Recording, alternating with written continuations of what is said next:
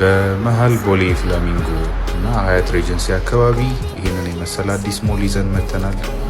በፈለጋችሁት የካሬ አማራጭ ከ22 ካሬ ጀምሮ እስከ 405 ካሬ ድረስ ለተለያዩ የሬስቶራንት ሚኒ ሾፕ እና ሪቴል ሾፖች ፍሮንት ዲስፕሌይ የተለያዩ ሾፖችን የምትፈልጉ ወደ ላይ ደግሞ ፍሎር ከፍ ብላችሁ ለኦፊስ የምትፈልጓቸውን ቦታዎች እንደምታዩ ይዘን መተናል።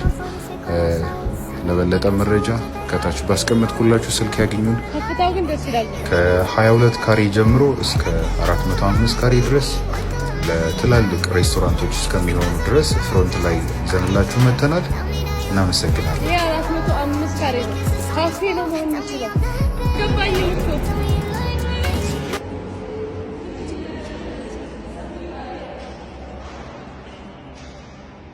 ፍሮንት ላይ በዛ ላይ